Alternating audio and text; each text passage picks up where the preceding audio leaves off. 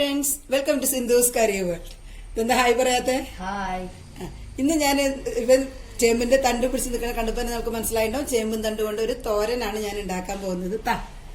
പറമ്പിൽ നിന്ന് ഇപ്പൊ തന്നെ ഞങ്ങൾ മുറിച്ചു കൊണ്ടുന്നതാണ്. ഇതേമാതിരി നീളത്തിൽ മുറിക്കുക. കട കുറച്ച് വിട്ട് അതുപോലെ ഇലയും വിട്ടിട്ട് നമുക്ക് മുറിക്കാം. കട കുറച്ച് മണ്ണിൽ നിന്ന് കുറച്ച് തണ്ട് കുറച്ച് കയറ്റി എടുക്കുക. അതുപോലെ ഇലയുടെ ഭാഗം കളഞ്ഞിട്ട് ഇവിടെ നിന്ന് മുഴുവനോടെ നമുക്ക് എടുക്കാം. ഇതാദ്യം നമുക്കൊന്ന് കഴുകി എടുക്കണം. കാരണം വെച്ച് കഴിഞ്ഞാൽ നമ്മളിത് മണ്ണിലല്ല മഴ പെയ്യുമ്പോൾ നമുക്കൊക്കെ മണ്ണ് തെറിച്ചിട്ടുണ്ടാവും. അപ്പം അതുകൊണ്ട് നമുക്കിതിങ്ങനെ ചെറിയ പീസസ് ആയിട്ട് ഇതിനെ കഴുകിയെടുക്കാം. ഒന്ന് വെറുതെ കഴുകി എടുത്താൽ മതി. ഒരു മിനിറ്റ് ഞാൻ അത് കഴുകിയിട്ട് കൊണ്ടുവരാം. അപ്പോൾ ഇത് നമ്മൾ നന്നാക്കി എടുക്കുമ്പോൾ എങ്ങനെയാണെന്ന് വെച്ച് കഴിഞ്ഞാൽ ഇതിൻ്റെ ഈ വിരിഞ്ഞ് കിടക്കുന്ന ഭാഗം ഇങ്ങനെ മുറിച്ച് കളയണം. വേറെ ഒന്നും ഇതിൽ കളയാനില്ല. ഇതിപ്പോൾ മുറിച്ച ഭാഗം വെച്ചപ്പോൾ ഇത്തിരി കറ പോലെയുണ്ട്. അപ്പോൾ അതൊന്നും വേണമെങ്കിൽ നമുക്കിങ്ങനെ ചെത്തിക്കളയാം. മണ്ണിൽ നിന്ന് മുറിച്ചെടുത്തപ്പോൾ മണ്ണ് കൊണ്ടാണ്. പിന്നെ ഇതിങ്ങനെ നുറുക്കുമ്പോൾ ഇങ്ങനെ നാര് പോലെ വരുന്നുണ്ടെങ്കിൽ അതും കളയാം. അല്ലാതെ വരുന്നുണ്ട് ഈ നല്ലതുപോലെ ഇങ്ങനെ പൊളിഞ്ഞ ഭാഗം ഉണ്ടെങ്കിൽ അത് കളയാം കേട്ടോ. അതുപോലെ ഇതിൻ്റെയും അതുപോലെ തന്നെ കളയാം. ഉരുണ്ടിട്ടുള്ള ഭാഗങ്ങൾ മുഴുവൻ നമുക്ക് എടുക്കാം.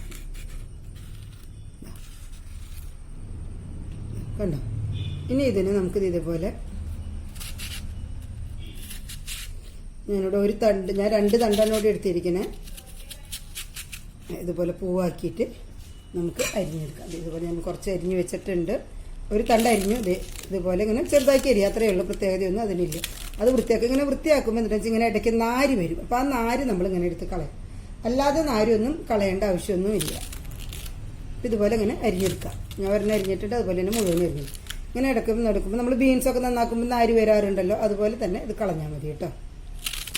അപ്പോൾ എൻ്റെ ഈ വീഡിയോ ആദ്യമായിട്ട് കാണുന്നവരാണെങ്കിൽ ചാനൽ സബ്സ്ക്രൈബ് ചെയ്യാത്തവരുണ്ടെങ്കിൽ ഒന്ന് സബ്സ്ക്രൈബ് ചെയ്തോളൂ. അതിൻ്റെ തൊട്ടടുത്ത് കാണുന്ന ബെല്ലൈക്കൺ ഒന്ന് പ്രസ് ചെയ്തിട്ട് ഓൾ എന്നുള്ള നോട്ടിഫിക്കേഷനും കൂടി ഇട്ട് കഴിഞ്ഞാൽ ഞാനിടുന്ന വീഡിയോസിൻ്റെ നോട്ടിഫിക്കേഷൻ നിങ്ങൾക്ക് കിട്ടും. അപ്പോൾ നിങ്ങളെല്ലാവരും വീഡിയോസ് കണ്ടോളോ. ഇഷ്ടപ്പെട്ടാൽ ലൈക്ക് ചെയ്യാനും ഷെയർ ചെയ്യാനും മറക്കരുത്.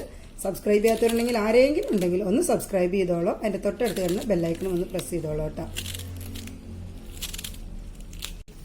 അപ്പോൾ ഇനി ഇതിലേക്ക് വേണ്ടത് കുറച്ച് ചുമന്നുള്ളി. അതിനങ്ങനെ പ്രത്യേകിച്ച് കണക്കൊന്നുമില്ല. ഞാനൊരു 5-10 എടുത്തിട്ടുണ്ട്.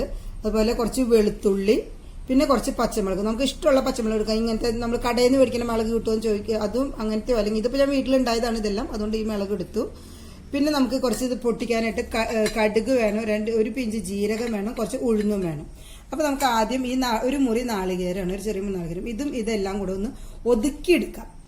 വല്ലാതെ അരക്കണ്ട, ഒന്ന് ഒതുക്കിയെടുത്താൽ മതി. നമ്മൾ തോരനിലേക്കൊക്കെ ചെയ്യുന്നത് പോലെ ഇതൊന്ന് ഒതുക്കിയെടുക്കാം. ഇത് വെക്കാനായിട്ട് ഞാനിവിടെ ഒരു ചീനച്ചട്ടി അടുപ്പത്ത് വെച്ചിട്ടുണ്ട്. അതിലേക്ക് ഞാൻ കുറച്ച് വെളിച്ചെണ്ണ ഒഴിച്ചു കൊടുക്കുന്നുണ്ട്. ഈ കറിയിൽ എന്താ പ്രത്യേകത എന്ന് കഴിഞ്ഞാൽ നമ്മൾ ചേമ്പും തണ്ട് തോരനൊക്കെ വെക്കുമ്പോൾ പച്ചമുളക് മാത്രമാണ് യൂസ് ചെയ്യുള്ളൂ. ചുമന്ന മുളക് ഇടാറില്ല ആരും കേട്ടോ. അപ്പോൾ വെളിച്ചെണ്ണ ചൂടായിട്ടുണ്ട്. അതിലേക്ക് ഞാൻ കുറച്ച് കടുക് ഇട്ട് കൊടുക്കുന്നുണ്ട്.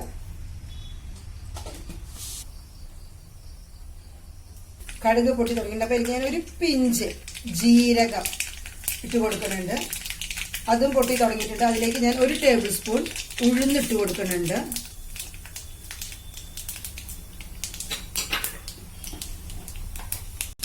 അപ്പോൾ ഉഴുന്ന് നല്ലതുപോലെ ഇപ്പോൾ ജീരകവും കടുകൊക്കെ പൊട്ടി ഇനി ഉഴുന്നും കൂടെ ഒന്ന് പൊട്ടി വന്നു കഴിഞ്ഞാൽ, ഒന്ന് മൂത്ത് വന്നു കഴിഞ്ഞാൽ നമുക്ക് അതിലേക്ക് ഒരു 1/4 ടീസ്പൂൺ മഞ്ഞൾപ്പൊടി ചേർത്ത് കൊടുക്കാം. ഇനി ഇതിലേക്ക് ഒരു 1/4 ടീസ്പൂൺ മഞ്ഞൾപ്പൊടി ഞാൻ ചേർത്ത് കൊടുക്കുന്നുണ്ട്.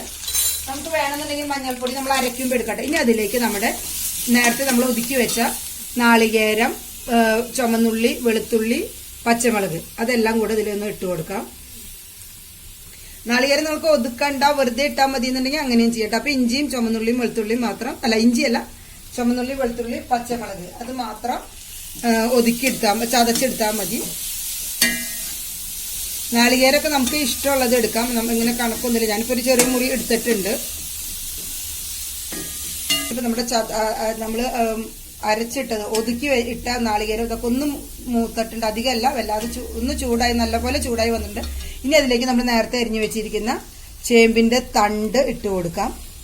അതിപ്പോൾ നമുക്ക് എല്ലാവർക്കും ഇഷ്ടമാണ്. നാരുണ്ടെങ്കിൽ മാത്രം കളയാം, പിന്നെ വേറെ ഒന്നും കളയാനൊന്നുമില്ല.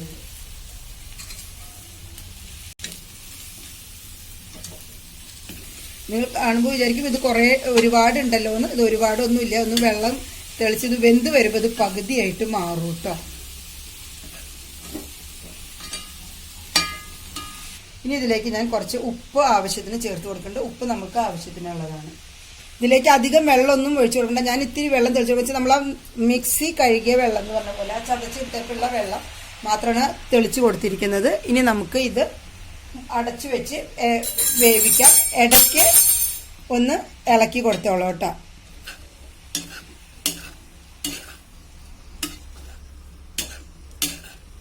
അപ്പം ഇനി ഇത് നമുക്ക് അടച്ചു വെച്ച് വേവിക്കാം.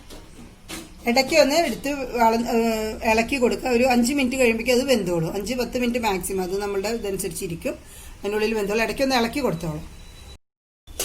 ഞാൻ ഇതിലേക്ക് കറിവേപ്പില ഇട്ട് കൊടുത്തില്ല, അപ്പം അതൊന്ന് ഇട്ട് കൊടുക്കാനായിട്ട് ഞാൻ കുറച്ച് കറിവേപ്പിലയും കൂടി ഇട്ട് കൊടുക്കുന്നുണ്ട്. അത് ഇട്ട് കൊടുക്കാൻ വിട്ടുപോയി നേരത്തെ. അത് നമ്മൾ ആ താളിക്കുമ്പോൾ കടുകൊക്കെ ഇട്ട് കഴിഞ്ഞപ്പോൾ കറിവേപ്പില ഇടേണ്ടതായിരുന്നു. ഇപ്പോഴായാലും കുഴപ്പമൊന്നുമില്ല കേട്ടോ, അതിനകത്ത് കിടന്ന് വെന്തോളും.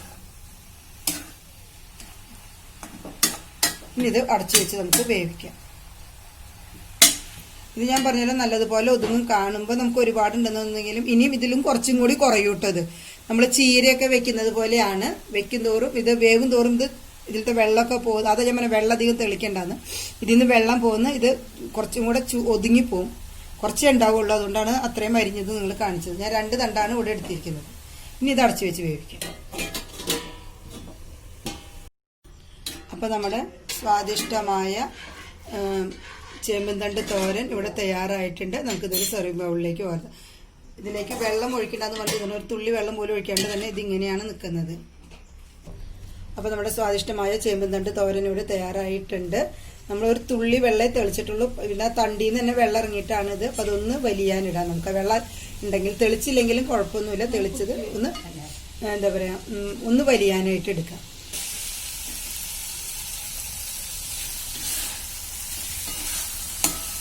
ഇനി നമുക്ക് ഗ്യാസ് ഓഫ് ചെയ്യാം. ഇതിപ്പോൾ ഞാൻ 2 തണ്ടാണ് എടുത്തത്. ഞാൻ നിങ്ങൾക്ക് കാണിച്ചു തന്നില്ല നീളം, അത്രയാണ് എടുത്തത്. ഇത് എന്നിട്ട് ആകെ ഇത് ഇത്രയേ ഉള്ളൂ കേട്ടോ. നമ്മൾ നുറുക്കിയപ്പോൾ ഒരുപാട് കണ്ടു, പക്ഷേ വെന്ത് വന്നപ്പോൾ അത് ഇത്രയ്ക്കായിരിക്കും. ഇതൊരു സെർവിങ് ബൗളിലേക്ക് പകർത്തിയിട്ടുണ്ട്. അപ്പോൾ നമ്മുടെ സ്വാദിഷ്ടമായ നാടൻ ചേമ്പുംതണ്ട് തോരൻ ഇവിടെ തയ്യാറായിട്ടുണ്ട്. പണ്ടൊക്കെ നമ്മൾ കർക്കിടകത്തിലും ഒക്കെ നാട്ടുപ്രദേശങ്ങളിൽ എളുപ്പം കിട്ടാവുന്ന ഒരു തോരനാണ്. വളരെ ടേസ്റ്റുമാണ് കേട്ടോ. ഉണ്ടാക്കാനും എളുപ്പമാണ്. കാരണം ഇതിൽ പ്രത്യേകിച്ച് ഇൻഗ്രീഡിയൻസ് ഒന്നും വേണ്ട. നമ്മുടെ ചുമന്നുള്ളിയും വെളുത്തുള്ളിയൊക്കെ നമ്മുടെ വീട്ടിലുണ്ടാവും, പച്ചമുളകൊക്കെ. അപ്പോൾ എളുപ്പത്തിൽ നമുക്ക് തയ്യാറാക്കാം. അപ്പോൾ എല്ലാവരും ട്രൈ ചെയ്ത് നോക്കിയോളൂ. Bye, thanks for watching.